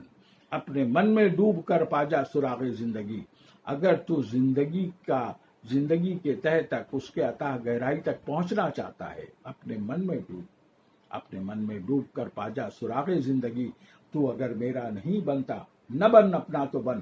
تجھے اگر زندگی ملے گی، کہیں حیات ملے گی، تو وہ تجھے دنیا کے اندر تو ہے ہی ہے حیات، لیکن وہ ایک سپرفیشل ہے، وہ آرڈینری ہے، وہ نشور ہے، وہ ختم ہو جانے والی حیات ہے. لیکن تجھے اگر حیات جاویدہ، حیات ابدی درکار ہے تو تجھے اپنے من میں ڈوبنا پڑے گا. اور ظاہر کہ سنسکرت میں تو من کے اوپر بہت کچھ کہا گیا ہے، اور گیتا میں تو اس کا جس انداز سے ذکر ہے تو وہ تو بہت ہی، میں جب گیتا سبقن پڑھا کرتا تھا تب میں نے اس کا اندازہ لگایا کہ جو انڈین فلسفی ہے، ہندوستان کے لوگوں کے اندر جو محبت ہے، جو ملائمت ہے، اور جس طرح سے ان کے اندر چیزوں کو ایکسیپٹ کرنے کا جو جذبہ ہے، وہ یورپ میں نہیں دیکھا میں نے. وہ ہندوستان میں بہت ہی وسیع ہے، اور بہت ہی اس کے ایک عجیب کیفیت اس کے اندر ہے. تو وجہ اس کی یہ ہے کہ یہاں کے جتنے بھی سنت تھے، یہاں کے جتنے بھی بڑے پیشوا تھے مذہبی، وہ سب وہ روحانیت کو بہت عزیز رکھتے تھے. اور انہوں نے یہاں کے انسانوں کو سوائے چندے کو چھوڑ کے، باقی تو ہر جگہ جو ہے وہ کلپریٹس تو ہر جگہ ہوتے ہیں، ہر سماج میں ہوتے ہیں، لیکن ان کے قلب کے اندر جو ماہیت ہے، جو ملائمت ہے، جو ایکسیپٹیبلٹی ہے، اور من کو جس طرح سے انہوں نے انسان کو اس طرح سے نرچر کیا ہے، اس کو جس طرح سے گورن کیا ہے، یہاں کے لوگوں کی سوچ کو، من کا مطلب یہاں پہ ہوتا ہے اندرون، انسان کا جو اندرون ہے، اس کا جو ضمیر ہے، یہ بہت بڑا موضوع ہے من کا. اور اس کے اوپر تو جتنا بھی لکھا جائے بولا جائے کم ہے. لیکن یہاں پر اقبال کا یہ کہنا کہ اپنے من میں ڈوب کر پا جا سراغ زندگی، تو اگر میرا نہیں بنتا نہ مجھے اس بات کی پرواہ نہیں ہے کہ تو میرا بنتا ہے یا نہیں بنتا ہے، تو میرے قریب آتا ہے، مجھے ووٹ دیتا ہے کہ نہیں دیتا، مجھے اس کی پرواہ نہیں ہے، بالکل نہیں. لیکن میں چاہتا ہوں کہ تو جو ہے زندگی کا سراغ پا لے، زندگی کا جو کھوج ہے وہ تیری مکمل ہو جائے. اور حیات کی جس شخص نے کھوج مکمل کر لی، سمجھ لیجئے کہ اسے خدا سمجھ میں آ گیا، اسے اللہ سمجھ میں آ گیا. اپنے نفس کو پہچان، بار بار کہا گیا ہے، ہمارے اسلام میں بھی بار بار کہا گیا ہے کہ تو اپنے نفس کو پہچان، تب جا کے تو اللہ کی کھوج مکمل کر سکے گا. تو اصل جو ہماری جو کھوج ہونی چاہیے، جو تلاش ہونی چاہیے، وہ اللہ کی تلاش ہے، اللہ کی کھوج ہے. اور وہ کھوج تیرے اندر اللہ تعالیٰ نے تیرے دل میں، تیرے قلب میں، تیرے من میں رکھ دی ہے.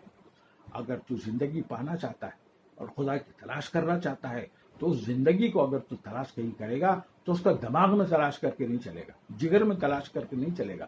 تو اسے ریلوں، موٹروں، ہوائی جہازوں میں، کارخانوں، فیکٹریوں کے اندر اگر تو تلاش کرے گا، سونے اور چاندی کے کانوں میں گہرائی تک اتر کے بھی تو اس کو تلاش کرے گا، تو تجھے وہاں پہ زندگی نہیں ملے گی. وہاں پہ تجھے انڈسٹری ملے گی لیکن زندگی نہیں ملے گی. زندگی اور انڈسٹری میں بہت بڑا فرق ہے.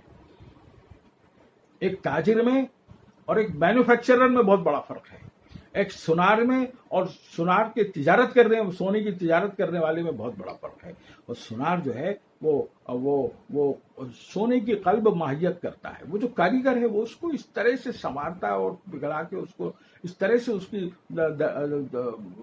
کی جو ایک قسم کی کیمیا گری کرتا ہے کہ وہ سونا جو ہے جو کان میں پڑا سڑ رہا تھا, مٹی کے اندر دبا پڑا تھا, جب سونار کا جب اس کو ہاتھ لگا, اس کی قلب ماہیت جب اس نے کی اور جب اس کو پہچانا, تو پھر وہ ملکہ کی اور شہزادی کی گلے کا ہار بن گیا. تو سونا جو ہے یہ تو اس کی کوئی, لیکن تو کانوں میں گزر جائے گا, اتر جائے گا, تجھے وہاں پہ زندگی نہیں ملے گی. اگر تجھے زندگی تلاش کرنی ہے تو تجھے سونے کے من میں اترنا پڑے گا, تجھے ہیرے جواہرات کے من میں اترنا پڑے گا. اور جب تک تو ہیرے کا جگر پھول کی پتی سے چاک نہیں کر سکتا, بھرتری ہری کے حوالے سے اقبال نے لکھا ہے کہ پھول کی پتی سے کٹ سکتا ہے ہیرے کا جگر, یعنی وہی کہ مرد نادا پر کلاب نرم و نازک بے اثر پھول کی پتی سے کٹ سکتا ہے ہیرے کا جگر. تو تیرا جو قلب اگر پتھر ہو جائے گا تو پھر اس کے اوپر کوئی ہتھیار کام نہیں کر سکے گا. اس لیے اقبال یہاں پہ کہتے ہیں کہ اپنے من میں ڈوب کر پا جا سراغ زندگی, تو اگر میرا نہیں بنتا نہ بن اپنا تو بن. اور من کی دنیا اپنے من میں ڈوب کر پا جا سراغ زندگی, تو اگر میرا نہیں بنتا نہ بن. اقبال کی اس کی پرواہ نہیں ہے کہ تو میرے کلام پہ لبیک اور صدقنا آمنا کہتا ہے کہ نہیں کہتا ہے, مجھے اس کی کوئی پرواہ نہیں ہے. اور یہی خدا کا منشا بھی یہی ہے کہ بھائی ہم نے تو تمہارے سامنے رکھ دیا ہے, اب تم چاہو تو قبول کرو, چاہو تو انکار کر دو. لکم دینکم ولی دین والا معاملہ ہے. تو اللہ کی بالکل اسی کی نظیر یہاں پہ اقبال نے پیش کی ہے کہ بھائی جیسے میں اس بات سے بے پرواہ ہوں کہ تم میری بات کو مانتے ہو کہ نہیں مانتے ہو, لیکن تو اپنے من میں ڈوب, تجھے زندگی کا سراغ ملے گا. تو سچائی کی تلاش میں خود اپنے آپ کے اندر ڈوب ہوتا لگا, تب تو سمجھ پائے گا کہ زندگی کیا ہے. تو اپنے من میں ڈوب کر پا جا سراغ زندگی, تو اگر میرا نہیں بنتا نہ بن. مجھے فکر اس بات کی ہے کہ تو اپنا بن جا. اے انسان تو اپنے وجود کو پہچان, اپنی شخصیت کو پہچان, اپنے اندر کی کھوئی بھی, اسی کو اقبال جو ہے خود ہی کہتے ہیں. اس کے بعد میں جب خودی کا فلسفہ ہم ذکر کریں گے تو اس کے اندر بہت ساری باتیں آئیں گی اور بہت ہی نئی تحقیقات بھی اس میں سامنے آ سکتی ہیں انشاءاللہ.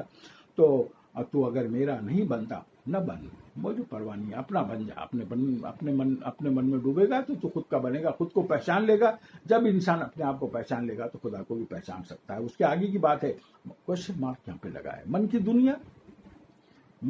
دنیا سوز و مستی جذب, من کی دنیا سوز و مستی جذب و عشق. کمپیریزن کیا گیا ہے دو دنیا کا, من کی دنیا کا اور تن کی دنیا کا کمپیریزن کیا گیا ہے. اور من کی اور تن کی دنیا کا کمپیریزن اس طرح سے اقبال نے کیا ہے کہ کوشچن مارک لگائے دو. من کی دنیا کوشچن مارک, من کی دنیا سوز و مستی جذب و عشق, اور تن کی دنیا پھر کوشچن مارک لگایا. تن کی دنیا سود و سودا مکر و فن, سود سودا مکر فن. من کی دنیا سوز مستی جذب عشق. ارے ایک لفظ کے اوپر جو کتاب لکھی جا سکتی ہے. سوز کیا ہے, مستی کیا ہے, جذب کیا ہے, عشق کیا ہے. یہ انسانی جو روحانی پہنچ ہے اس کے کمالات ہے. یہ جب تک آپ کا دل سوز سے خالی ہے تب تک آپ صحیح انسان نہیں بن سکتے. تو آپ کے اندر وہ سوز و سودا, اور تیرے اندر سوز پیدا ہونا چاہیے, سوز و مستی جذب و عشق, تیرے اندر سوز پیدا ہونا چاہیے. اور سوز جب انسان کے دل میں پیدا ہو جاتا ہے تو وہ ان الحق قلندر کہہ کے اٹھ کھڑا ہوتا ہے, اور مستی اس کے اندر ایک آ جاتی ہے. ہم ان الحق کی تائید نہیں کر رہے, لیکن بہرحال ایک کیفیت ہے, وہ ایک تصوف کی, ایک صوفیہ کرام کی ایک کیفیت ہے, اور وہاں تک پہنچ کے منصور حلاج بنتا ہے انسان, صوفی سربت بنتا ہے وہاں پہ پہنچنے کے بعد. تو من کی دنیا میں سوز جب ہوتا ہے, جب وہ کسی دکھی دل کو دیکھ کر جب وہ بے چین ہو جاتا ہے, تڑپ جاتا ہے, تو پھر جو ہے وہ اس کے اندر جو مستی پیدا ہوتی ہے وہ خدا کی فہمائش ہوتی ہے. ان کے اندر ایسی تڑپ ہوتی ہے اس صوفیہ کرام میں, جیسے حضرت خواجہ معین الدین چشتی رحمۃ اللہ علیہ کو پوچھا گیا کہ آپ جو ہے وہ کیا کھانا کھاتے ہیں, آپ کھانا نہیں کھاتے, آپ غذا سے محروم رکھتے ہیں اپنے آپ کو, یہ کیا مسئلہ ہے. اور پھر اسی طرح حضرت نظام الدین اولیاء کے بارے میں تو بہت مشہور ہے نا کہ اس کا دسترخوان تو ایسا وسیع ہوتا تھا کہ بادشاہوں کا دسترخوان شرما جاتا تھا. وہ بہت وسیع دسترخوان ان کا لگتا تھا، اور ظاہر کے شہزادے اور باہر کے سفرا اور وہ بیٹھ کے ان کے دسترخوان کا انتظار کرتے تھے، محل کی بجائے وہاں کھانا کھاتے تھے، اور بادشاہ کو اس سے بڑی قدر تھی کہ کیا بات ہے، سارے بڑے لوگ وہاں پہ چلے جاتے ہیں کھانا کھانے کے لیے۔ اور خود کا معاملہ یہ تھا کہ ایک شخص کی ڈیوٹی مقرر تھی کہ فجر کی نماز کے بعد جنگل جاتا تھا، اور جنگل سے وہ جو کڑوا ساگ ہوتا ہے جو پتیوں والا میسی کی طرح ہوتا ہے، شاید وہ اس کا کچھ نام ہے، تو وہ ساگ چن کر لاتا تھا، اور وہ ساگ پکتا تھا، اور وہ ساگ سے افطار کرتے تھے۔ اس کے اندر باسی روٹی ہوتی تھی ان کے ساتھ، جو کی روٹی ہوا کرتی تھی، جس کو اقبال نے نان جبی کہا ہے۔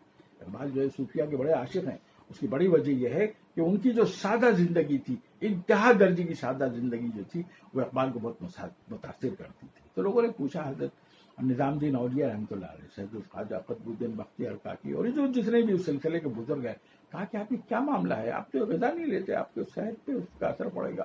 لیکن ان کے یہاں چونکہ ذکر اللہ ان کے قلب میں تھا، تو ان کو غذا اس ذکر سے فراہم ہو جاتی تھی۔ یہ بہت اونچی باتیں ہیں، بہت الگ باتیں ہیں، انشاءاللہ اس کو بھی ہم پینڈنگ رکھتے ہیں، بہت ساری باتیں کرنی ہیں۔ اگر وقت اجازت دے اور صحت اور عمر اجازت دے تو انشاءاللہ ان پہ بھی ہم گفتگو کریں گے۔ لیکن یہ اولیاء کرام سے پوچھا گیا کہ کیا معاملہ ہے، وہ کہتے تھے دیکھتے نہیں ہو کہ ہمارے مندروں کے اور مٹھوں کے دروازوں پر اور مسجدوں اور خانقاہوں کے دروازوں کے اوپر ہزاروں ہزار لوگ بھوکے پیاسے کھڑے رہتے ہیں لنگر کے انتظار میں، وہ محتاج ہیں، جب تک ان لوگوں کو کھانا نہیں ملتا میں کیسے کھاؤں گا لذیذ غذا۔ اور وہی ان کا معاملہ تھا کہ اور حضرت نظام الدین اولیاء رحمۃ اللہ علیہ تو وہ تو صائم الدہر تھے، وہ تو صرف 5 روزے نہیں رکھتے تھے ایام تشریق کے اور عید بقرعید کے، باقی وہ تو سارے روزے رکھتے تھے، وہ صائم الدہر تھے۔ اور ان کے روزوں کا تو معاملہ ایسا تھا کہ جو افطار میں کھاتے تھے، سحری میں کیا کھاتے تھے پتہ ہی نہیں چلا لوگوں، اور وہی سوکھی روٹی اور وہ کڑوا ساگ ان کی غذا تھی۔ اگر وہ اپنی زبان کو، اپنے کام و دہن کو اگر لذت سے آشنا کر لیتے تو اتنے بڑا کام نہیں کر سکتے جو انہوں نے انقلابی کام کیا ہے۔ بے یار و مددگار خانقاہوں میں بیٹھ کر اتنے بڑے کام کیے انہوں نے کہ وہاں پر بادشاہ کے اپنا تاج ان کے قدموں میں رکھ دیتا تھا۔ تو یہ تھا ان لوگوں کا معاملہ۔ تو بہرحال اس لیے اقبال یہاں پہ کہہ رہے ہیں کہ من کی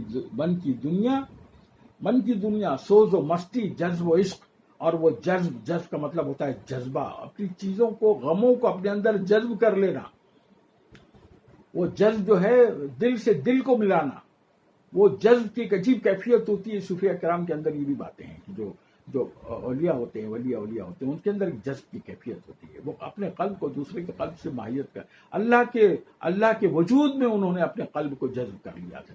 اس لیے وہاں پہ وہ جذبہ جو ہے، جذبہ تو بہت عام معنی ہے، لیکن جذب و شوق یہ ایک عجیب کیفیت ہے۔ یہ صوفیہ کرام کے بالکل آخری مدارج کا یہاں پہ ذکر کیا گیا ہے، اور ان کے اندر شوق ہے، شوق لقا اور اللہ تعالیٰ کے دیدار کا، ان کو جو اور اس کے قرب کا، اور قرب سلطانی نہیں پسند کرتے تھے بلکہ وہ قرب الہ پسند کرتے تھے۔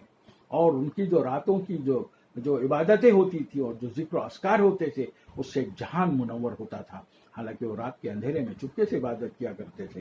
تو اقبال نے اسی کی طرف اشارہ کیا ہے کہ من کی دنیا اگر تو چاہتا ہے تو وہ خانقاہوں کی جو آخری درجے کی جو کیفیت ہوتی ہے ان کی، تو اس کو سمجھ، تب جا کے تو من کی دنیا میں یہ چیزیں ملے گی، سوز ملے گا، مستی ملے گی، جذب ملے گا اور شوق ملے گا تجھے۔ اور تن کی دنیا، پھر کوشچن مارک ہے، تن کی دنیا سود و سودا، مکر اور فن، 4 چیزیں یہاں بھی اس کے پیرل لے کر آئے ہیں۔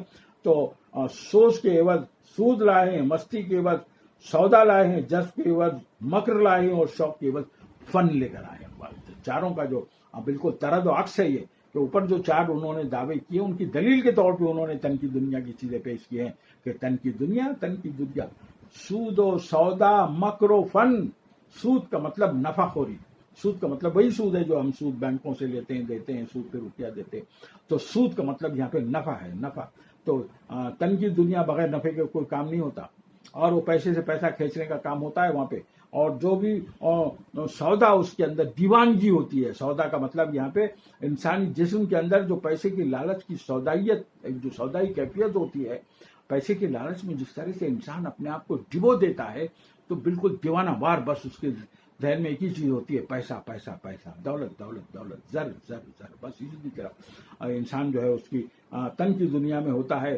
اور اس کے بعد پھر کیا ہوتا ہے کہ جب سود ہے اور سودا ہے، یہ سب چیزیں ہیں، اور پھر بھی اس کو نفع نہیں ہو رہا ہے، پھر اس کے لیے بعد میں وہ مکر کا سہارا لیتا ہے۔ مکر کا آج کل تو آپ دیکھتے ہوں گے کہ جو موبائل کا جو ڈیٹا آتا ہے اس کے اندر ایسی ایسی چیزیں آتی ہیں، ایسے ایسے آفرز آ کے پتہ چلا کہ لوگوں کے لاکھوں روپے چلے گئے، ایک بٹن دبایا اس کے اندر لاکھوں روپے چلے گئے. یہ مکر کی بہترین مثال ہے. آج تو سمجھانے کی ضرورت ہی نہیں ہے. آج کے نوجوان اور آج کا جو طبقہ ہے موبائلرز جو ہیں وہ اس کو خوب اچھی طرح سمجھتے ہیں کہ کس طرح سے مکر اور فنکاری ایسی ہوتی ہے. ایسا معلوم پڑتا ہے کہ ہاں اس سے مخلص دوست آپ کا کوئی ہے نہیں دنیا کے اندر. بس یہی آپ کو فائدہ پہنچانا چاہتا ہے. ارے بھائی تو کون ہے یار، کائے کے لیے کیوں تو میرے پیچھے، کائے کے لیے کوئی رشتہ دار ہے، میرا عزیز ہے، میرا تو داماد ہے، تو میرا خسر ہے، تو میرا بھائی ہے، کون ہے تو، کائے کے لیے فائدہ پہنچانا چاہ رہا ہے بھیا. جب تک تیرا لالچ اس کے اندر نہیں ہوگا، تیری فنکاری اس کے اندر اسی لیے ہے کہ تو چاہتا ہے کہ میرا جو بھی میرا بینک بیلنس ہے وہ تیرے بینک میں منتقل ہو جائے. اور ایسے ایسے فراڈ چل رہے ہیں آج کل. یہ تنگی دنیا کے اندر ہمارا آج کل دیکھتے ہیں، اور لاکھوں لاکھ لوگ اس کے اندر لٹتے جاتے ہیں اور خبریں آتی رہتی ہیں، لیکن سوائے ماتم کے کچھ نہیں کر سکتے.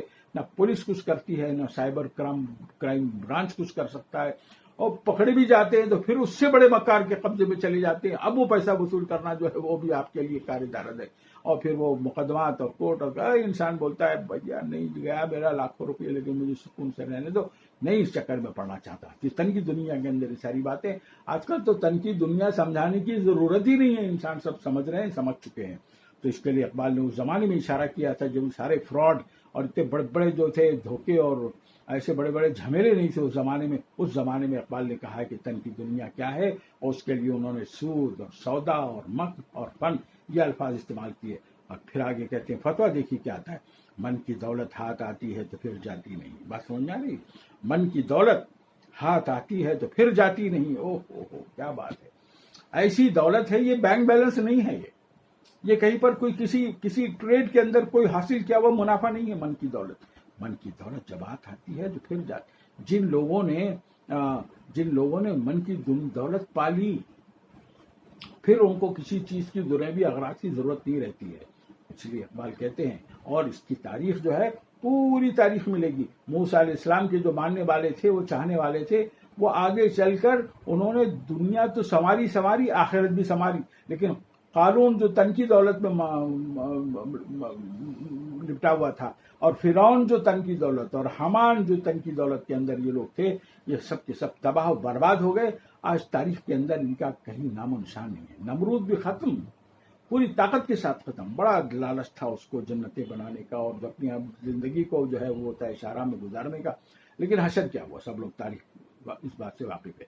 تو لیکن انبیاء کرام کا جنہوں نے دامن پکڑا، اللہ کے جو احکامات ہیں اس کے اوپر جنہوں نے عمل کیا، وہ من کی دولت دیتے ہیں. اللہ کے احکامات تن کی دولت تو ضمنی طور پہ دیتے ہیں آپ کو زندہ رہنے کے لیے. اب صوفی زندہ نہیں رہے گا تو وہ عبادت کیا کرے گا؟ صوفی زندہ نہیں رہے گا تو وہ اللہ سے کیا اپنی جو ہے وہ لذت حاصل کرے گا؟ اپنے سراپا کو اللہ کے سپرد کرنے زندہ تو رہنا چاہیے نا. اس لیے انبیاء کرام نے یہاں پہ اقبال صاف طور سے کہہ رہے ہیں کہ من کی دولت ہاتھ آتی ہے تو پھر جاتی نہیں. حضرت ابوبکر صدیق رضی اللہ تعالیٰ عنہ نے پورا خزانہ نبی کریم صلی اللہ علیہ وسلم کے قدموں پہ لا کے رکھ دیا. اور پھر رسول اللہ صلی اللہ علیہ وسلم نے پوچھا کہ بھائی کوئی آدھا مال لایا، کوئی پون لایا، کوئی پاؤ لایا، تم نے گھر کے لیے کچھ رکھا کہ نہیں؟ ان کا ہاں رکھا ہے میں نے. پروانے کو چراغ ہے، بلبل کو پھول بس، صدیق کے لیے خدا کا رسول بس. اقبال کیا شاعر ہے. پروانے کو چراغ ہے، یہ ہے پروانے کا کام کہ وہ چراغ کے اوپر مر مٹے. پروانے کو چراغ ہے، بلبل کو پھول بس، اور صدیق کے لیے ہے خدا کا رسول بس. آپ کا نام اور اللہ کا نام گھر میں رکھ کے آیا ہوں، اور کوئی چیز وہاں پہ میں نے چھوڑی نہیں آپ کے نام اور اللہ کے نام کے سوا. تو من کی دولت ہاتھ آتی ہے تو پھر جاتی نہیں، اور تن کی دولت چھاؤں ہے، آتا ہے دھن، جاتا ہے دھن. یہ دھن جو ہے تن من دھن کس طرح سے اقبال نے دیکھیے کہ کس طرح سے ان قافیوں کو برتا ہے کس انداز سے انہوں نے، اور اس کی جو اس دھن کو جس بلند مقام پہ پہنچایا ہے، یعنی دلچسپی کے لیے نہیں بلکہ عبرت کے لیے دھن کو اس بلند مقام پہ پہنچا ہے. من کی دولت ہاتھ آتی ہے تو پھر جاتی نہیں، اور تن کی دولت چھاؤں ہے، آتا ہے دھن، جاتا ہے دھن. آج آپ کروڑ پتی ہیں، کل کو پتہ چلا کہ ایک چھوٹا سا کمانڈ میں تو گڑبڑ ہو گئی اور آپ خاک پتی بن گئے. تو اس کے لیے اقبال جو ہے من کی دولت پہ زور دیتے ہیں، تن کی دولت کی تنقید کرتے ہیں، اس کا انکار کرتے ہیں. من کی دنیا میں نہ پایا میں نے افرنگی. یہ افرنگ جو لفظ ہے نا اقبال کی شاعری میں فرنگ اور افرنگ یہ بار بار آیا ہے. ایک تو فرہنگ ہوتی ہے جس کو ہم جو ہے ڈکشنری یا وہ جو گائیڈ کے طور پہ بچے استعمال کرتے ہیں وہ فرہنگ ہوتی ہے, اور یہ فرنگ ہے. فرنگ لفظ نکلا ہے اس کی اصل یہ ہے کہ فرینچ سے نکلا ہے. فرینچ کو ظاہر ہے کہ فرینچ فرنگ اس طرح سے عربی زبان میں اس کے کہنے کا جو ایک محاورہ ہے. تو جب فرینچ کہا جائے تو اس کو فرنگ بھی کہہ سکتے ہیں اور اس کو افرنگ بھی. اقبال نے ضرورت شعری کے اعتبار سے اس کو افرنگ کہا ہے. تو فرینچ کا مطلب ہوتا ہے یورپ. اس زمانے میں ظاہر ہے کہ فرینچ کا بڑا نام چرچا ہوتا تھا اور وہ حکمران تھے, وہ قابل بھی ہوتے تھے, بہت سارے فرینچ کالونیز بناتے تھے وہ, اور نوآبادیات بساتے تھے, اور بڑی طاقتور ایک زمانے میں ان کی بحری قوت ہوا کرتی تھی. تو اس لیے ان کے جو مغربی افکار ہیں لوگوں نے عام طور پہ جس کو لال منہ کا دیکھا اس کو افرنگی کہہ دیا انہوں نے.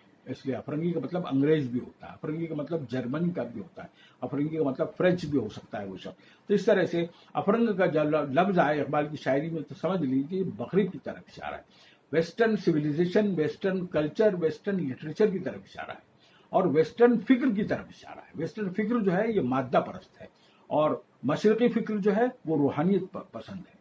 تو دونوں کے اندر بہت بڑا فرق ہے. تو من کی دنیا میں نہ من کی دنیا میں نہ پایا میں نے افرنگی کا راج. من کی دنیا میں نہ پایا میں نے کسی یورپین کا میں نے اس کے اندر راج نہیں دیکھا.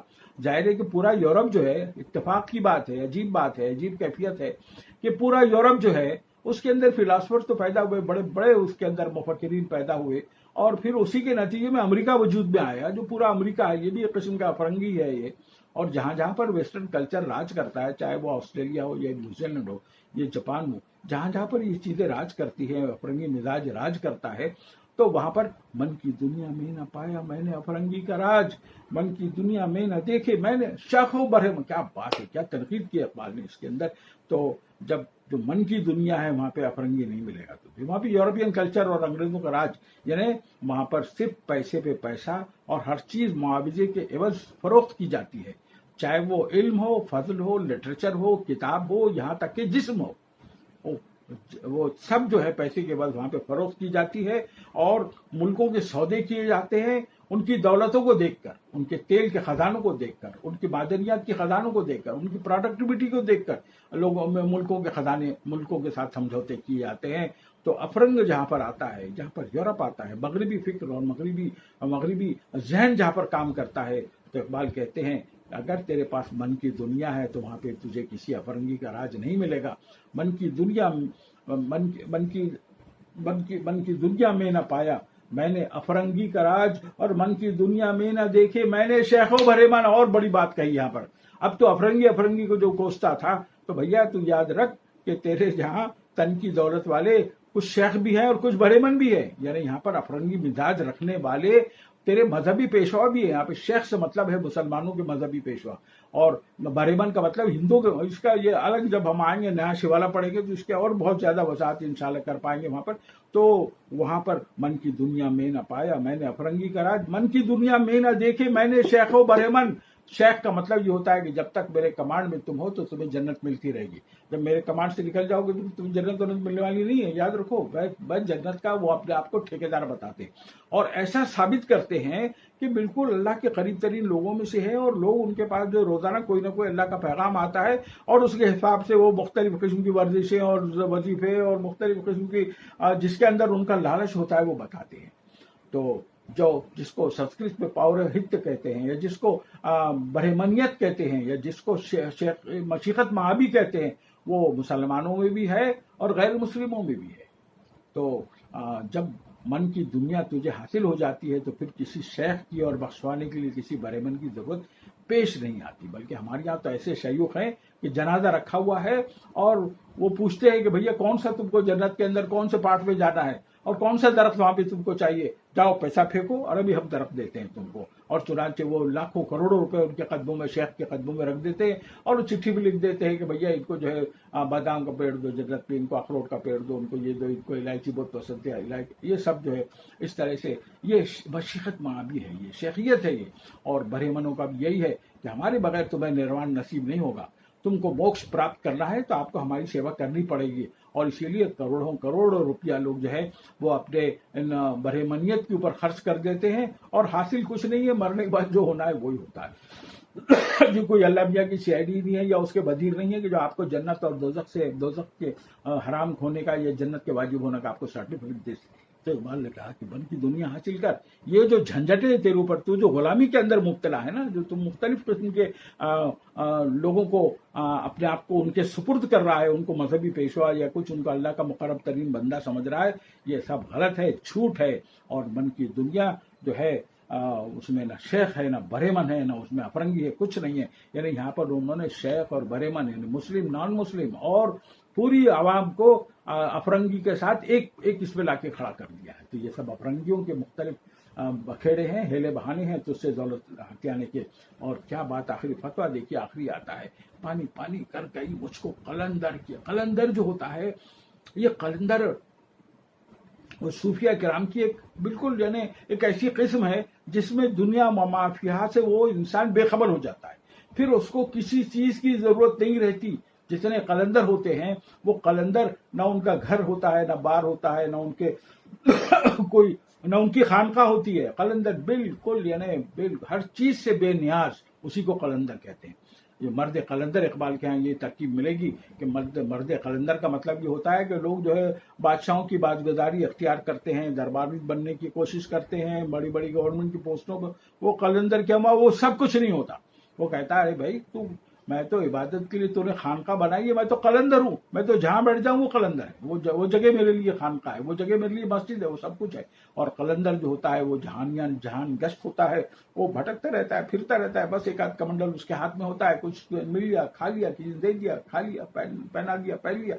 قلندر کو کسی چیز کی پرواہ نہیں ہوتی۔ یہ صوفیہ کرام کی ایک سمجھ لیجیے قسم ہے۔ اور قلندر جو ہے وہ بہت ہی غضب کی شے ہوتا ہے۔ اور قلندر کے بارے میں تو کچھ کہنا اور اس کے بارے میں کلام کرنا اولیاء کرام نے منع کیا ہے کہ بھئی یہ قلندر ہے، اس کے بارے میں کچھ مت کہو۔ اس کا معاملہ اللہ کے ساتھ ہے، اس کا اصل میں وظائف کے ذریعے سے اللہ سے ایسا رشتہ جڑ جاتا ہے کہ اس کی ہر ادا اللہ کو پسند آتی ہے، ہر ادا اس کی پسند آتی ہے۔ ایک بار قلندر سے پوچھا بھئی کیسے کیا چل رہا ہے؟ ہاں کہہ لیں بہت اچھا چل رہا ہے، ساری کائنات کے نظام میری مرضی چل رہا ہے۔ کہہ لیں کہ تمہاری مرضی سے تم کیا؟ ہاں کہنے لگے میں نے اپنی مرضی کو خدا کی مرضی میں گم کر دیا ہے نا، اس لیے تو وہ ان الحق کا نعرہ لگاتا ہے وہ قلندر۔ وہ کہتا ہے نہیں یہ ساری چیزیں بیکار ہے، یہ کچھ نہیں، یہ سب تو ان کو کچھ مت کہو۔ وہ مجذوب اور قلندر یہ سب وہ بالکل ایسی قسم ہیں صوفیہ کرام کی جن کو ہم جب تک اس کے اندر تاریخ میں نہ جائیں اور تک ہم اس کو تجربہ سے نہیں گزرے ہم اس کو سمجھ نہیں سکتے۔ تو پانی پانی کر گئی مجھ کو قلندر کی یہ بات۔ کیا قلندر نے بات کہی؟ تو جھکا جب غیر کے آگے نہ من تیرا نہ تن۔ تو جھکا جب غیر کے آگے نہ من تیرا نہ تن۔ اب یہ تن اور من کی بحث جو اوپر تک چل رہی تھی، تو آخری چیز جو اقبال نے یہاں پہ جو فتویٰ پیش کر دیا ہے وہ ہے غیر کا۔ غیر کا لفظ لا کے اقبال نے غضب کر دیا ہے۔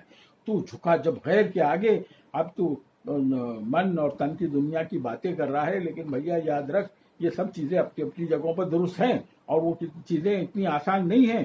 اور یاد رکھ ان سب کے لیے جو ہے اپنے آپ کو کسی کے آگے جھکانے سے باز رکھ۔ اگر تو کسی غیر کے آگے جھک گیا تو سمجھ لے کہ نہ تن تیرا ہے نہ من تیرا رہا، کوئی چیز تیری نہیں رہی ہے بھیا، اتنا سمجھ لے اچھی طرح سے۔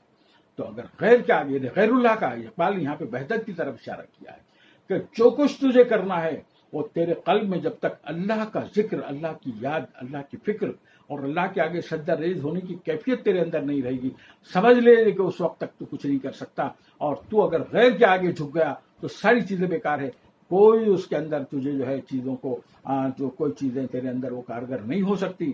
بس یاد رکھ کہ تو اگر جھکتا ہے کسی کے سامنے تو وہ ہونا چاہیے جس کو ہم اللہ تعالیٰ کہتے ہیں، جو کائنات کا خالق اور مالک، اس کا کریٹر، اور جو کچھ بھی کائنات میں ہے۔ کائنات کا مطلب صرف ہماری زمین نہیں، ہمارا نظام شمسی نہیں، بلکہ کائنات اتنی وسیع اتنی وسیع ہے کہ اربوں خربوں سال تک آپ سفر کرتے رہیں، یعنی روشنی سے زیادہ تیز رفتار سواریوں میں بیٹھ کے آپ اربوں خربوں سال تک بھی سفر کرتے رہیں، تب تک آپ کو جو ہے کائنات کا اینڈ اور اس کا سرا نہیں ملے گا۔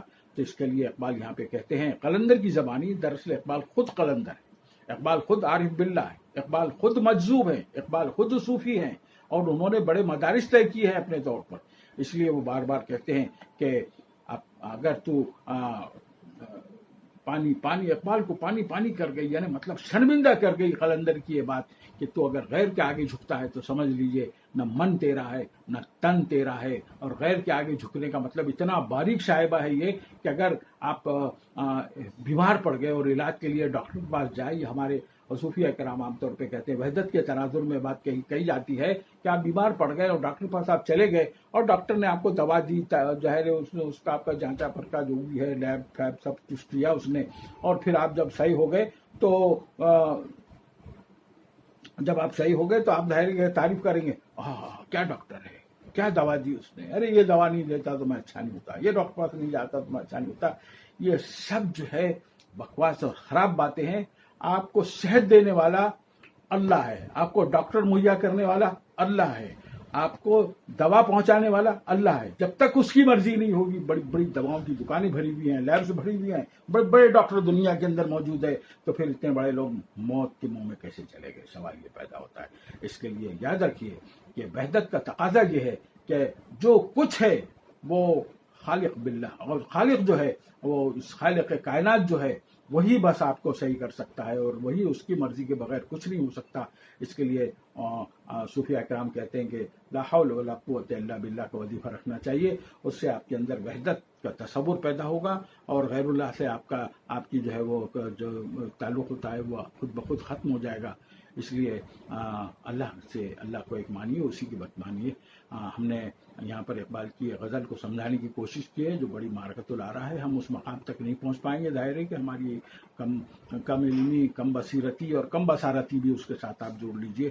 یہ آپ کو کوشش کی ہے معنی کے قریب تک پہنچانے کی. اس لیے ہم یہیں پر بس کرتے ہیں. اگلی بار انشاءاللہ دوسری نظم لیں گے. وما علینا الا البلاغ.